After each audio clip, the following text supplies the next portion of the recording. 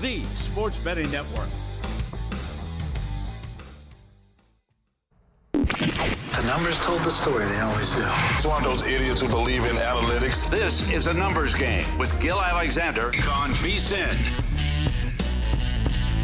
Coming to you from the Circa Sportsbook here in downtown Las Vegas. I'm Scott Seidenberg in for Gil Alexander. This is a numbers game here on VSiN, the Sports Betting Network. We have a ton of things to go over here as we got French Open tennis semifinal action in progress right now. I know Gil will be happy that we're talking a little tennis here as we are in the middle of the second set currently between Carlos Alcaraz and Lorenzo Musetti. Alcaraz closed as a minus 700 favorite in this match. And after dropping the first set and trailing here in the second set, you can get Alcaraz on the live number right now, minus 165. Musetti, meanwhile, plus 125, despite having that lead after the first set. But we're in the middle of the second set right now, knotted at 4. Again, Alcaraz on the live number, minus 185. And coming up a little bit later on, the second semifinal between Jannik Sinner and Novak Djokovic, where the Joker is a plus 320 dog. Coming up, we're going to talk NBA Finals with Alex Barutha of RotoWire. Will join us on the program. We'll get his best bets for game number 2 as we react to what we saw last night in game number 1. We'll also be joined in our second hour by professional bettor and multi-time contest winner Steve Fezzik. Get his thoughts on all things betting and Vegas. But let's talk about what we saw last night. And I have one question after the Indiana Pacers for, it seems like every game, they come back and they win. This is now another historic comeback, this time down 15 points in the fourth quarter to the Oklahoma City Thunder. Pacers win on Tyrese Halliburton's last-second shot, 111-110. My question is how? How does this keep happening? How does this team continue to defy not just the odds, but also the historical context in which they find themselves in, night out in these NBA playoffs? How many times are we going to have to read the stats of the Pacers became the first team in 1,000 playoff games to win down this many points with this few time on the clock? Or the Pacers became the first team to do this. The Pacers became the first team to do this. This is an unprecedented historical run for the Indiana Pacers through these NBA playoffs and now into the NBA Finals. The Oklahoma City Thunder had that game in control the entire way, up 15 points in the fourth quarter. And late in the game, and I know both of these teams are NBA Finals novices.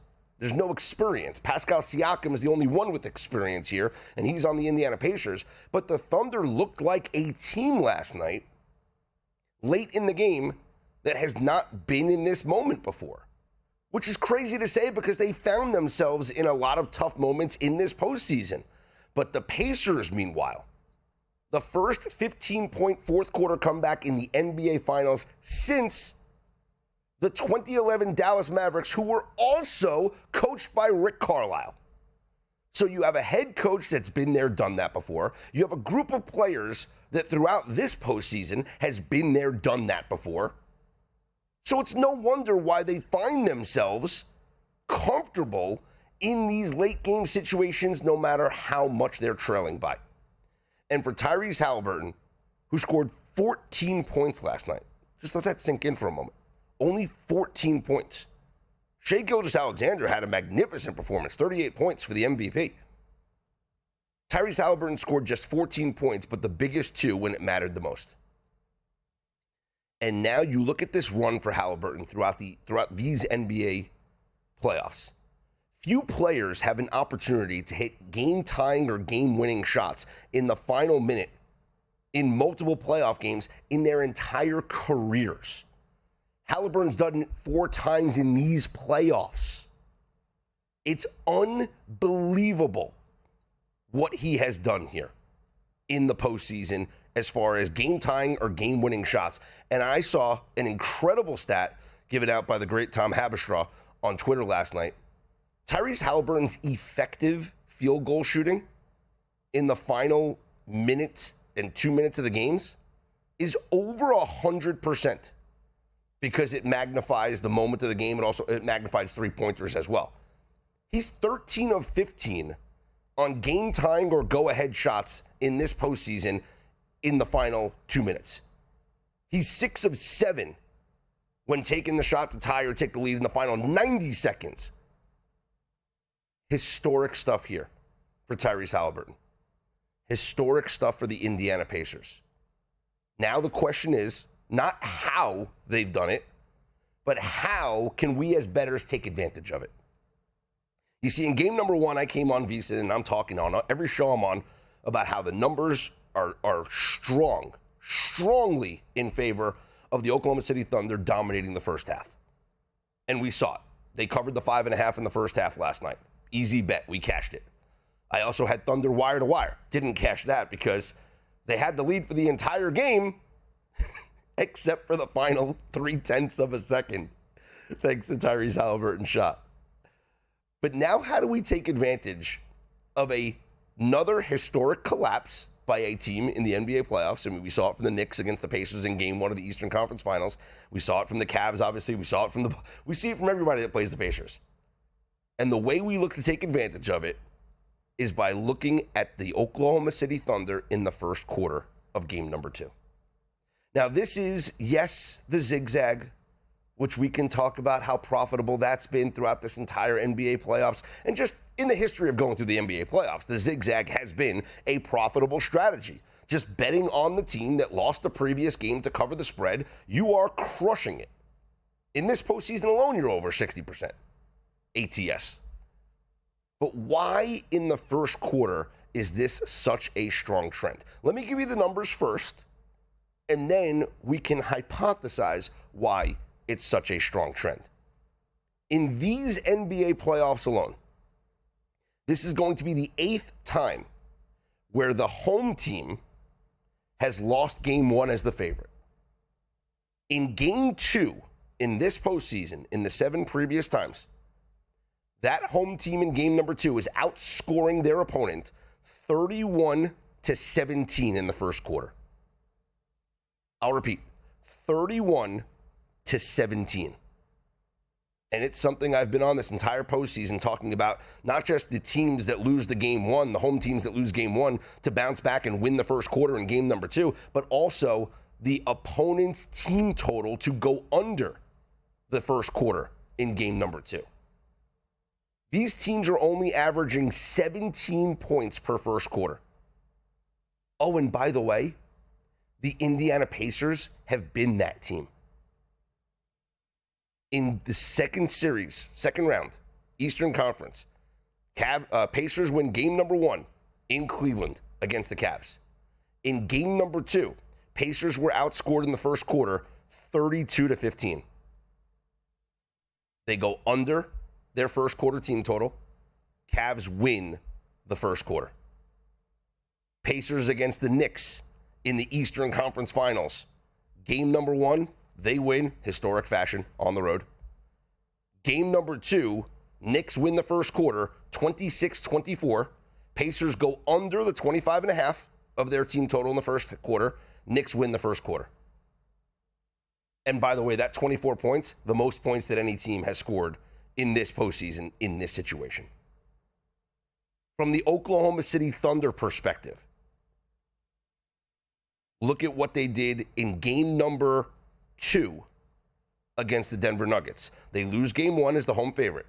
Game number 2, the Thunder outscore the Nuggets in the first quarter, 45-21. Just like embarrassing stuff. And we could look at all the other series, but I just want to specifically lock into these two teams to show you that this has played out for both of these teams already in this postseason. If you go back several seasons, let's start with the 2021 playoffs. So I like to go post-COVID. Home teams that lose game number 1 in game number 2, outscoring their opponents in the first quarter 29-23. This has not just been a profitable strategy in this postseason, it's been a profitable strategy going back years. And so the way I'm taking advantage of the collapse by the Thunder and the epic comeback once again by the Indiana Pacers is to back the Thunder in the first quarter and fade the Pacers in the first quarter. We go Thunder winning the first quarter, under Pacers team total in the first quarter. Those are the plays for game number 2. Now, the market is going to move on this because it always happens, especially when we have 2 days off in between NBA Finals games. We don't have game 2 tomorrow night. Game 2 is on Sunday. So the more time that passes between game 1 and game 2, the more time the market has to adjust. If you like the Thunder early now, whether it's the first quarter or the first half, you have to jump in ASAP. You should have jumped in last night. Because not only is this number going to get away from you when the bettors come in and move this, but the market is also going to tax you on the zigzag, and we've already seen it with the Thunder as 11-point favorites for game number 2. 9-point favorites in game number 1, get bet up to 9.5, now 11-point favorites for game number 2. That is the tax that you pay when the home favorite loses game number 1. It's the zigzag, it's the desperation spot. Instead of paying that tax on that full game, I'm going to the derivative markets, which is the first quarter for the Thunder and Pacers team total under in the first quarter.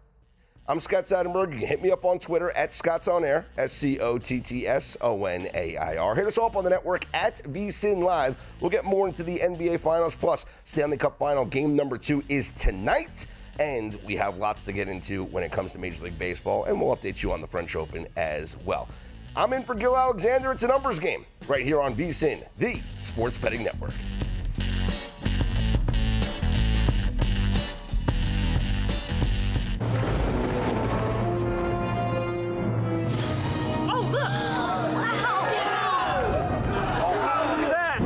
What's the guarantee? Eric? Mike, time to make history. Players at Circa Million make 5 picks against the spread each week with quarterly and full season payouts. Circa Survivor entries choose one team each week with no point spread. The last one standing wins it all. We have $21 million on the line. Are you in? Visit circasports.com for details.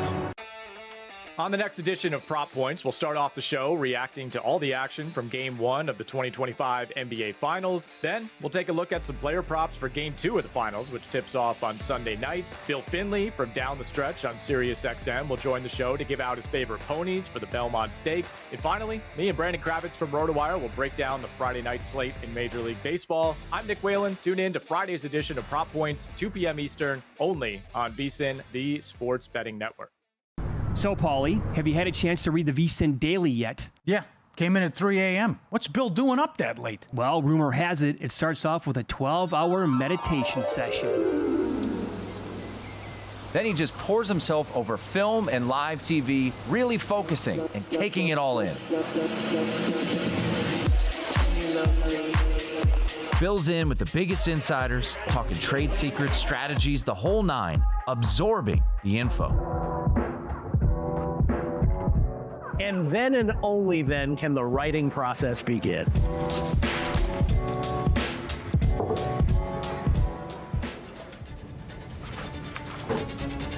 In Las Vegas, Bill's late night becomes your early morning. Wake up to the very latest betting insights in your inbox with the VSiN Daily. Sign up for free at vsin.com/newsletter.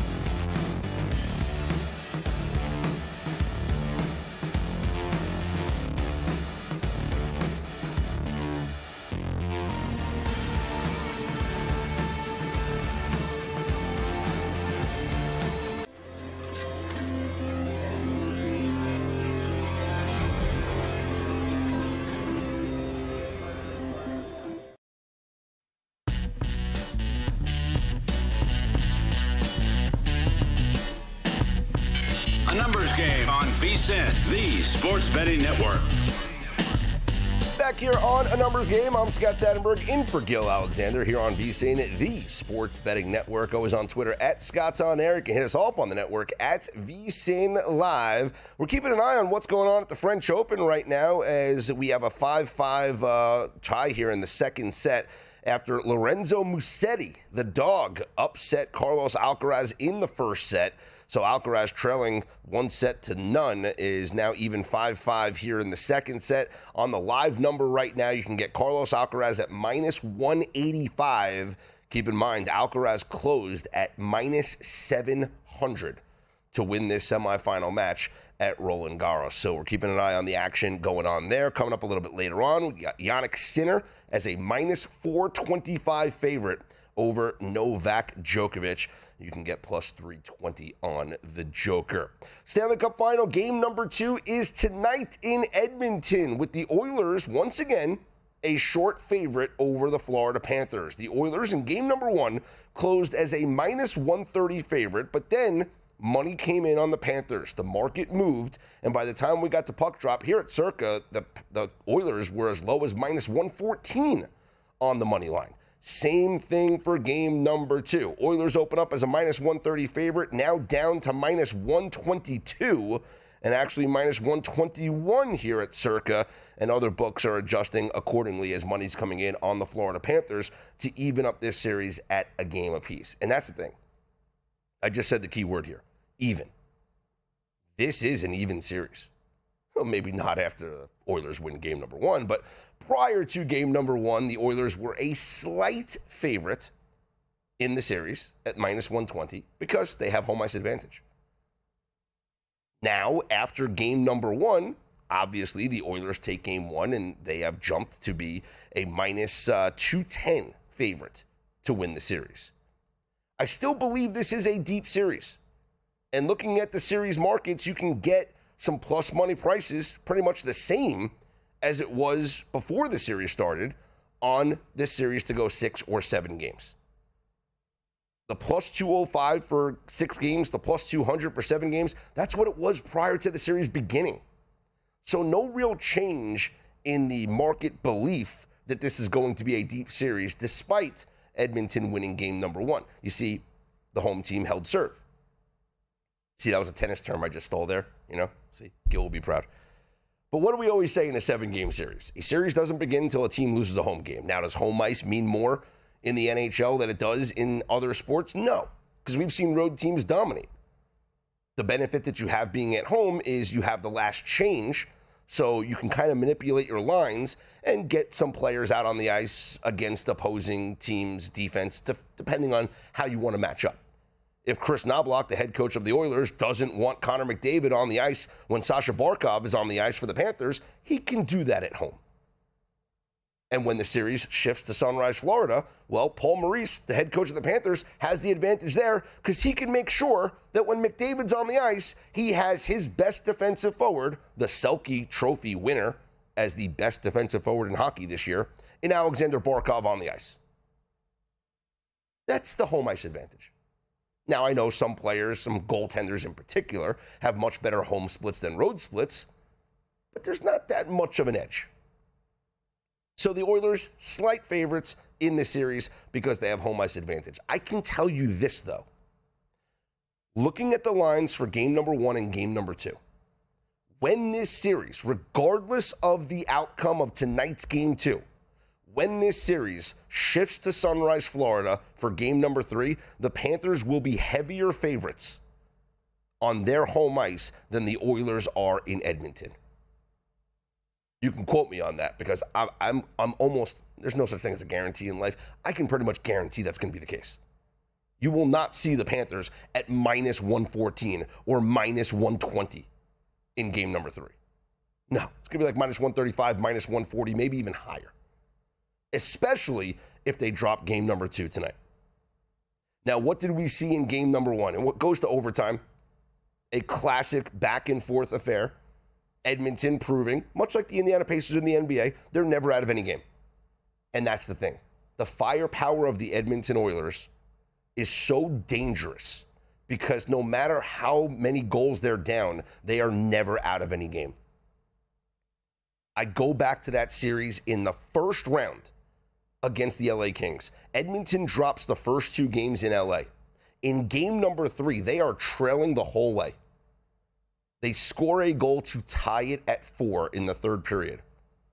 And Jim Hiller, the head coach of the LA Kings, makes the most boneheaded decision that any coach has made here in the Stanley Cup playoffs. He decides to challenge the game-tying goal. The replay center reviews it. It's a good goal. And what happens, you hockey fans know, maybe some of you hockey fans don't know, if you challenge a play and you lose that challenge, you take a bench minor penalty, which means the opposing team goes on the power play. So not only did Edmonton tie the game 7 minutes into the third period, down 2-0, down 4-3, ties the game at 4, 10 seconds later on the power play, takes the lead 5-4. They don't look back. They win that game 7-4. In fact, they win the next 5 straight games. They eliminate the Kings. They move on in the Stanley Cup playoffs. Imagine if the Kings never challenged that goal. Are the Oilers even in the Stanley Cup final right now? It's an interesting question to ask. But it happened. And they won. And then they continued to win. Despite Stuart Skinner, the goaltender, being terrible early in the playoffs, getting benched for Calvin Pickard, having to come back in when Pickard gets hurt against the Golden Knights, and then Skinner playing out of his mind for the rest of the playoffs. Rough game number 1, but that's going to happen between both of these teams, between both of these goaltenders. And coming into this series, I absolutely gave the Panthers the goaltending edge. But the offense and the scoring capability of the Edmonton Oilers, even without one of their top guys in Zach Hyman, is too much to overlook. And I know that Florida has this incredible record, or had this incredible record, of winning playoff games when having a 2-goal lead. But against this Edmonton Oilers team, no lead is safe. No lead is safe. I want to take a look deeper into game number 1 from an analytical perspective, because this is a numbers game here on VSiN. I'm Scott Seidenberg in for Gil Alexander.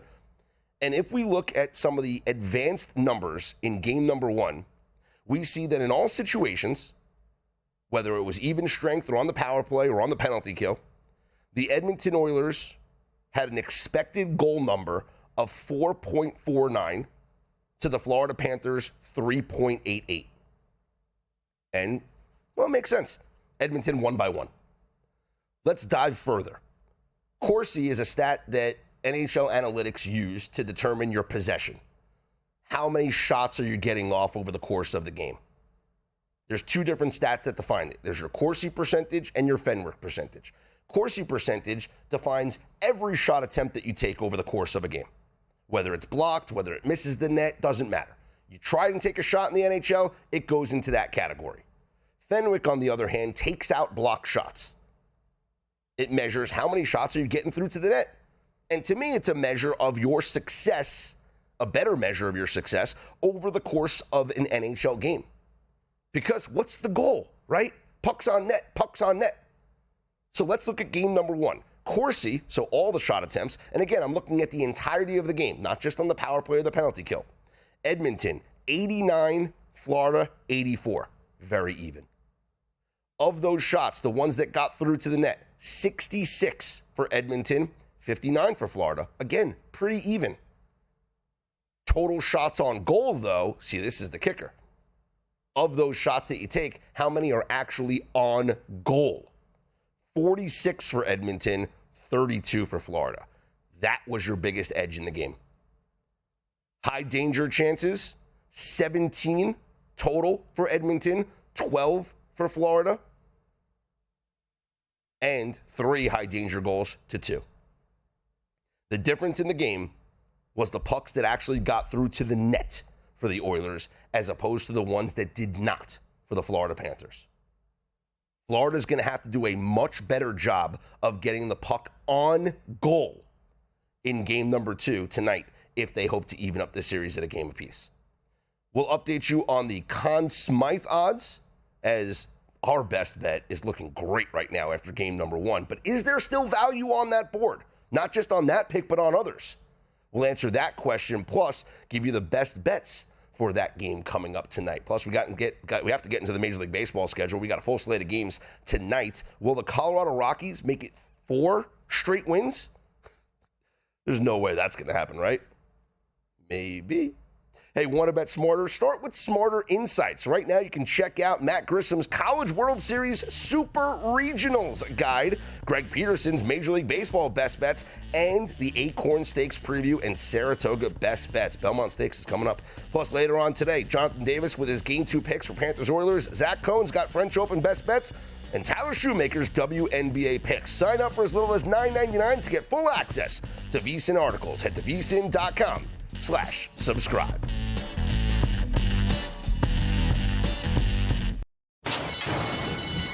And they're off.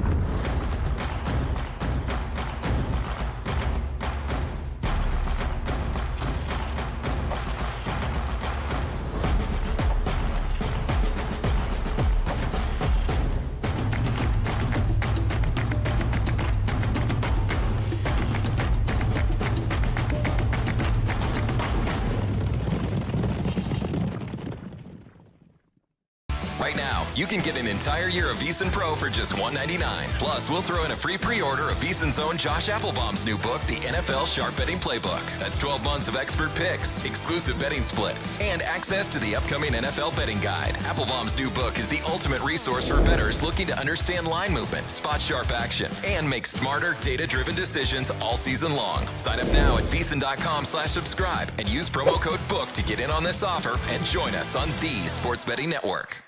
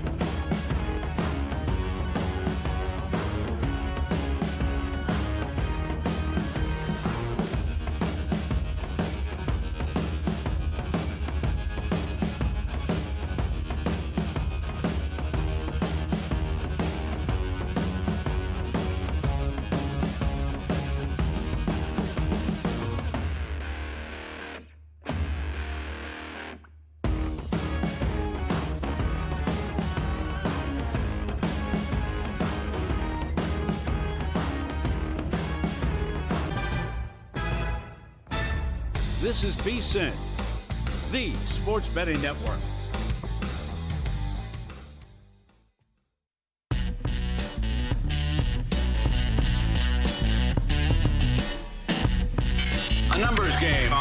VSiN, the Sports Betting Network. Scott Seidenberg back here in for Gil Alexander. It's a numbers game here on VSiN, the Sports Betting Network. You can always hit me up on Twitter at Scott's On Air. Hit us off on the network at VSiN Live. As we were talking about Game 2 of the Stanley Cup Final tonight, I wanted to update you on the Conn Smythe odds.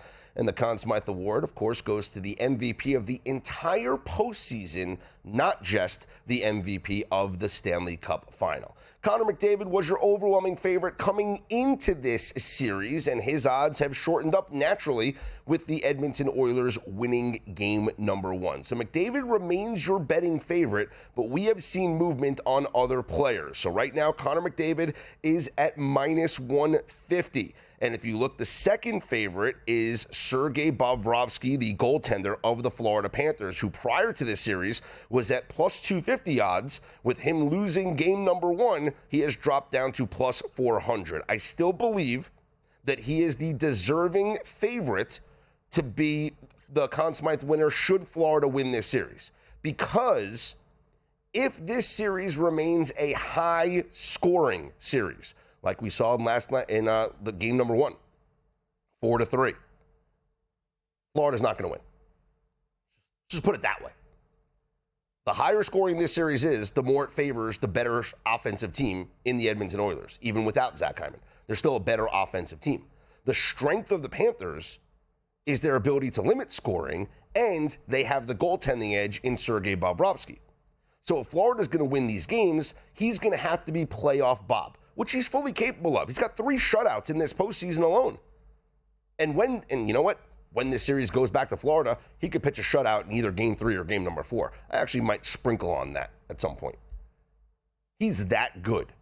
So I do believe that he is the rightful favorite on the Panthers side. There's a couple other players that have a lot of value on the board as well. My pick prior to this series began was Leon Draisaitl, and right now Draisaitl is at plus 450 odds. He has shortened up from a plus 800 to plus 750 before the series to now plus 450 as the third favorite after game number 1. He scored the first goal of the game just a minute in, and Draisaitl scored the game-winning goal in overtime, which was massive for these Conn Smythe futures. Why was it massive? Because there's another player deeper down the board that had incredible value prior to game number 1 and has probably the same value right now after game number 1. And that's Sam Bennett of the Florida Panthers. Bennett came into the Stanley Cup Final at north of 30-1 to win the Conn Smythe. Coming into the series, Bennett led all scorers in the postseason with 10 goals. Not only did he score in game number 1, he scored twice in game number 1. So he still leads all scorers with 12 goals here in the postseason. And think about this, even with Florida losing game number 1, Bennett's odds shorten from 30-1 down to 20-1. And I still think there's value on that 20-1 if you believe that he's going to continue to score and the Panthers wind up winning this series. I mentioned Bennett leads all skaters with 12 goals. He's second in hits with 87, and he is third with over 100 shot attempts. He is doing it on both ends and making things happen for the Florida Panthers, which is why I still believe, even at 20-1, Bennett holds value, more so than a bigger name player in Alexander Barkov, who's the fourth favorite at 12-1. But if I'm picking right now, I'm going with the same pick I had prior to the series, and that's Leon Draisaitl. Yes, Connor McDavid is the overwhelming favorite for a reason. McDavid's the best player in the world. And the narrative surrounding Connor McDavid is too good to pass up. 1, last year, wins the Conn Smythe in a losing effort. Absolutely deserved it. He was the best player in that postseason last year. He broke Wayne Gretzky's assist record for most assists in a playoff run, and was instrumental in bringing the Oilers back from 3 games down to force a Game 7. So even in a losing effort, he wins the Conn Smythe. Well-deserved. This year, should Edmonton win the Stanley Cup, the voters might think, you know what? We're going to give him his moment. Because last year, McDavid stayed in the dressing room. He did not come out to accept his award. This year, maybe the writers say, we're going to give him his time to shine. Plus, he's also, as I mentioned, the best player in the world. And how about this? I've tweeted this out over a week ago. I bring it up every time I talk about the Stanley Cup final because this is unbelievable when you talk about historical context. If you look at the generational talents in this game, there's no argument. Wayne Gretzky is the greatest of all time. You've gone from Gretzky to then Sidney Crosby picking up the mantle as his generational talent, and now it's Connor McDavid as this generation's talent. Wayne Gretzky lost his first ever trip to the Stanley Cup final. The very next year wins it in a rematch against the New York Islanders. Sidney Crosby loses his first trip to the Stanley Cup final, wins it the very next year in a rematch against the Detroit Red Wings. And Connor McDavid lost his first trip to the Stanley Cup final, has an opportunity this year to win it in a rematch against the Florida Panthers. You can't script this stuff. And so I think voters might buy into the narrative. But for a guy in Leon Draisaitl, who's also one of the top players in the world, he is 1A to Connor McDavid on this team. Draisaitl came into this postseason 1 point behind McDavid for the most points in the playoffs. McDavid had 26, Draisaitl had 25. Draisaitl had one more goal, McDavid had 2 more assists. But in the betting markets, in the series prop markets, Leon Draisaitl was an overwhelming favorite to lead the series in goals scored. So if that's the case, and he winds up leading the series in goals scored, he'll likely then lead the postseason in goals scored. He'll likely have more points than Connor McDavid. And how are you going to not vote for the guy that has the most goals and the most points and helped your team win the Stanley Cup to be the Conn Smythe Award winner? So I still think, even though you lost a little bit of the price, I still think there's value on Draisaitl at plus 450. 2 goals, and the biggest one, the game winner in overtime, that was the one to put it over the edge right now. Over a player in Sam Bennett, who also had 2 goals in game number 1. I'm Scott Seidenberg, always on Twitter, as I mentioned, at Scott's On Air, SCOTTSONAIR. Keeping an eye on what's going on at Roland Garros French Open, where Carlos Alcaraz took the second set in a tiebreak from Lorenzo Musetti. After Musetti won the first set, Alcaraz closed as minus 700 on the betting line. Right now, live line minus 475 as they play the third set there, semifinals of the French Open. Coming up a little bit later on, the second semifinal, Jannik Sinner, a minus 425 favorite over Novak Djokovic. Find more French Open betting analysts available right now on VSiN.com. The other big news in sports that came down yesterday, no surprise that it was going to happen. The surprise was the timing, and that was Aaron Rodgers announcing that he will sign a 1-year deal with the Pittsburgh Steelers. And all you need to know about the impact that Rodgers will have is how the betting market reacts. The Steelers were 40-1 or 45-1 to win the Super Bowl at most books. After Rodgers signed, the Steelers remain 40-1, and some books that had the 45-1 dropped down to 40-1 to kind of be in line with everybody else. So no real reaction in the market. Now, a lot of that could have to do with the fact that it was already priced in. Everyone knew that Aaron Rodgers was going to eventually sign with the Pittsburgh Steelers. So the 40-1 price on the Steelers to win the Super Bowl was already factoring in Aaron Rodgers signing as their quarterback. But let's be honest here. With all due respect to Aaron Rodgers, does he elevate the Pittsburgh Steelers? They got DK Metcalf now. You got a big weapon.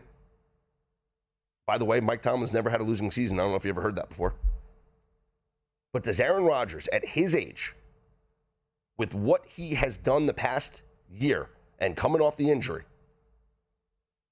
does he make the Steelers a better team than they were last year with their quarterback situation? I honestly don't think so. I don't. I will not be betting on the Pittsburgh Steelers this year. And I find it fascinating that the Steelers play not only the Jets, but also the Green Bay Packers this year. And I think Mike Tomlin might be in danger of suffering his first losing season as a head coach. Hey, before the lines move, the Sharp Plays at sharpplays.com is already there. They don't chase the market, they move it. You're not going to outmuscle billion-dollar sportsbooks or full-time professional bettors on your own, but with the Sharp Plays, you don't have to. Powered by cutting-edge AI and trusted insider sources, the Sharp Plays delivers the edge that serious bettors rely on. You'll get free betting reports, real-time alerts, and market-moving insights all delivered to you via email or X, and this isn't some overnight startup. The Sharp Plays has a documented track record going back to 2011 with receipts, public logs, and results right there on the site. SharpPlays.com, trusted by pros, watched by the books. Check them out now at SharpPlays.com. Coming up next, we'll get back into the NBA Finals. Alex Barutha, chief NBA editor over at RotoWire, will give us his reaction to game number 1 and best bets for game number 2. I'm Scott Seidenberg. It's a numbers game here on VSiN, the Sports Betting Network.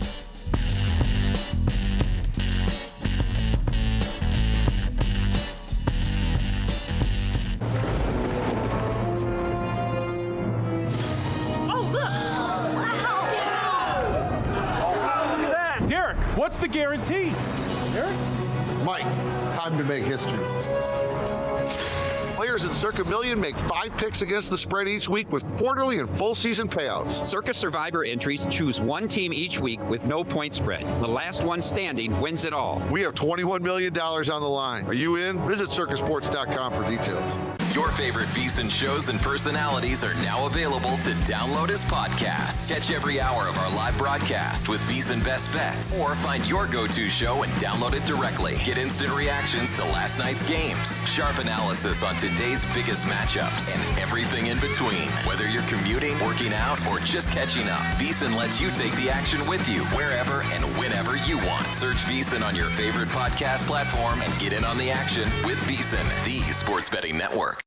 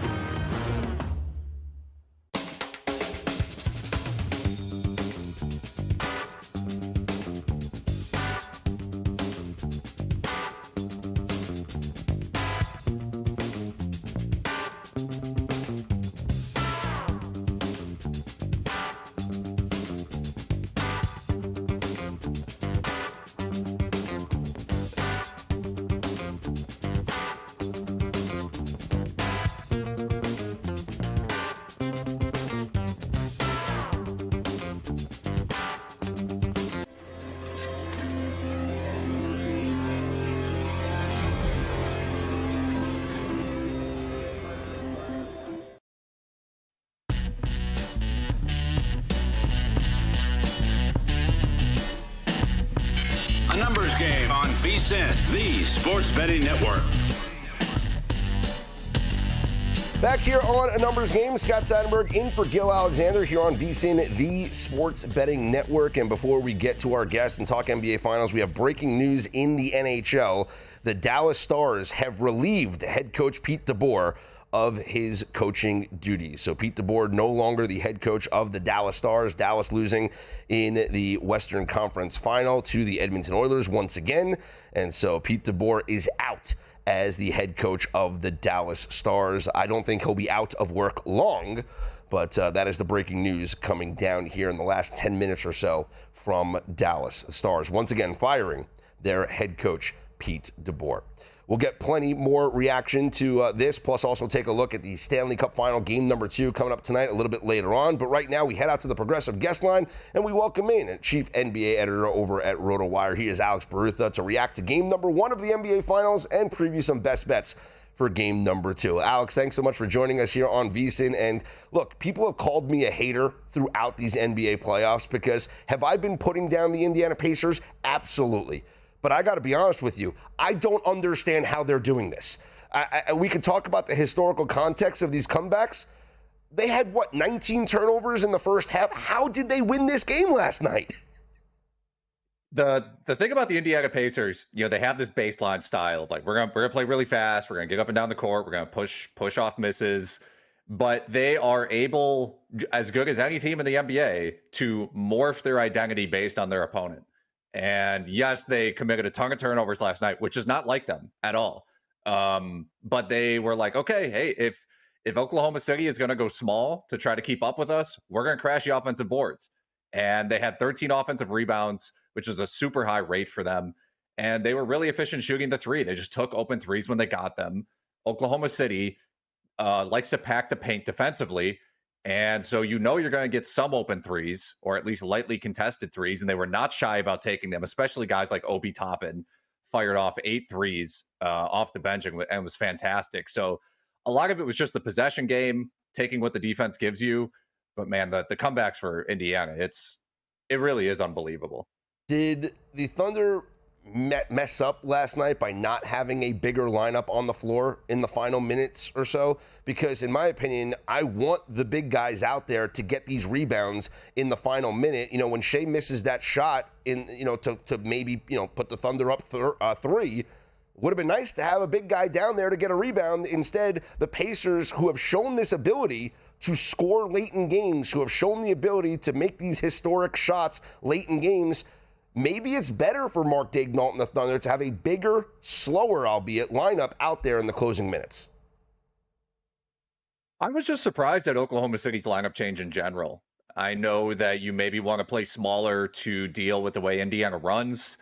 I also would say that they're not able to run as much if you can get offensive rebounds. It's a give and take, right? But the reality is Hartenstein's one of their best players. So by playing him 17 minutes and not having him out there late in games, I mean, you're bringing someone else out. And I know, look, Caruso's great. Isaiah Joe, he can hit shots. They have a very good team. But I would have preferred they tried Hartenstein more. Again, he's so effective. He can alter a series. And the way that Indiana was killing them on the offensive glass and just in the glass in general, right? I mean, they had 56 rebounds in this game. At some point, if you're Daigneault, I think you just have to throw Hartenstein in there and say, okay, well, let's get the boards back and then see how Indiana adjusts to us getting the boards back. That's a great point. I mentioned that I got burned on Isaiah Hartenstein going under a 7.5 rebound prop in game number 1. He had 9 rebounds because all the talk was, as you mentioned, the lineup. And now he wasn't going to play the full amount of minutes that he normally plays. He plays 17 minutes. He still has 9 rebounds. But in game number 2, we're seeing a prop line now of 6.5 for Isaiah Hartenstein. Is that an attractive prop to you to play over on Hartenstein's rebounds, thinking maybe Daigneault does revert back to playing a bigger lineup? I think I would lean over on that because, again, you lost this game first and foremost because you did not control the glass. So if there's one adjustment you can make right away, it's at least, if not starting Hartenstein, just getting him out there more often. And he's someone throughout the postseason basically has a floor of 6 rebounds, right? No matter how many minutes he plays, he runs out there and gets 6 boards, seemingly. So yeah, I think I would lean over on there. Shade it to the over on a lot of books. But I think to me, that's the easiest adjustment to make. Alex Barutha from RotoWire joining me, Scott Seidenberg on the Progressive Guest Line. It's a numbers game here on VSiN. Taking a look at the prop market, game number 1, Shea goes off, 38 points. Tyrese Haliburton, only 14, though. Yes, the biggest shot of them all, but only 14 points. What adjustments are you making to your handicapping as far as the prop market is concerned, and where are you finding some value here looking at game number 2? Yeah, I think, some has been made about like SGA shooting too much. I think that is fine. I at the same time, I thought he played well. I mean, 38 points on 30 shots. That's fine. I thought a lot of them were good looks. You'd like to get more teammates involved, I think. But the Haliburton thing, I was on his under 26.5 points plus assists in game 1. Now it's down to 24.5, 25.5 on a lot of books. I think I'm fine with the under again, to be honest. The Pacers are they're okay with just Haliburton sending the ball to somebody else like Andrew Nembhard, to Siakam, and they play a free flowing style of offense that, yes, when they play their baseline style, it's Haliburton controlling everything. But that's why they have Nembhard out there, is to, help relieve Haliburton of some touches. Same with Siakam, who can get the ball in the high post and do some stuff. And with the way their offensive rebounding, I mean, even if your shot quality is a little bit lower because Haliburton's not controlling anything, you can still get extra possessions. So I think I would still lean under on the Haliburton points plus assist props. You mentioned maybe Shea getting his teammates more involved. Only 3 assists in game number 1. This is a guy that averages over 6 assists per game here in these NBA playoffs, and his line is at 6.5 assists for game number 2. Any feel for maybe going over or attacking the under once again here for Shea assists? I think I would still lean under, actually, because I don't think Shea shooting that much is the reason they lost that game. I think they just needed to control the boards, and maybe that's being a little too simplistic, but we're still talking about a series that is expected to be fast-paced with a high over-under, right? And I still expect SGA to shoot a lot. They need him partially because, I mean, Chet Holmgren was completely invisible in this game. He was trying to bully Miles Turner at points. It was not working. And in game 1, I just did not see Jalen Williams had some moments, right? He had a big dunk. He could make his shots. That's fine. But I did not see enough offensively from the rest of the Oklahoma City Thunder to make me think that SGA won't need to continue shooting as much as he did in game 1. Yeah, and I was surprised looking at the three-pointer numbers. Like, I thought we'd get more threes from Chet. I thought he would at least attempt more threes. I was shocked to see that he was only 0 for 1, and, Jalen Williams only made 1 three-pointer, so not a great deep shooting night there from the Oklahoma City Thunder. Final thing, Alex, where are you looking in terms of side total, first half, first quarter, any derivative markets that you're playing in regards to where we are here for game number 2? I understand that there's a tax. Thunder go from 9 to 9.5 point favorites, now 11 point favorites for game number 2. The total is, down from where we were in game number 1, a lower total of 228 now for game number 2. So I have said pretty much the entire time that I think if the Pacers are double-digit underdogs, that I will take them on the number. Yeah. And so I'm going to lean back on that. Now, I understand OKC, they're certainly a team that could come out and beat you by 40. But I just think Indiana, they're scrappy enough. They can morph enough in their play style to just keep games close. So I'm going to stick with that in game 2. And I do like the over only because both of these teams do like to foul. And they like to run and they like to commit turnovers. And there's just a lot of opportunities for quick scoring or scoring when the clock is not moving. So I think I will take Pacers at plus 11 with the over on 227. But I completely understand if anyone wants to take OKC because of the way that they can punch back. And listen, I wish I could bet free throws. I wish there was a prop market out there for the amount of free throws, because I would put my bankroll that Shea shoots more than 8 free throws in game number 2. That's going to happen. Yes. The refs, it's game 2. Get whatever ref you want out there. The whistles will be blown. Shea will shoot more than 8 free throws. Alex, great stuff as always. Continued success, and we'll catch up throughout the playoffs, throughout the finals here. Awesome. Thanks for having me on. There he is, Alex Barutha. Check him out, senior NBA editor over at RotoWire, giving us his take for game number 2. Coming up on Sunday in Oklahoma City with the Thunder down 1-0 against the Indiana Pacers. Hey, horse racing fans, get ready. VSiN at the Track is live today with everything you need to know about tomorrow's Belmont Stakes. Join racing experts Mike Somich, who nailed the Superfecta in the Kentucky Derby. I mean, that was incredible. As well as Patrick Maher as they break down the field, deliver expert analysis, and share their top picks. Don't miss it. VSiN at the Track, streaming live today at 2:10 p.m. Eastern on the VSiN YouTube channel at VSiN Live. Pro bettor Steve Fezzik joins me, Scott Seidenberg. Coming up next, it's a numbers game here on VSiN, the Sports Betting Network.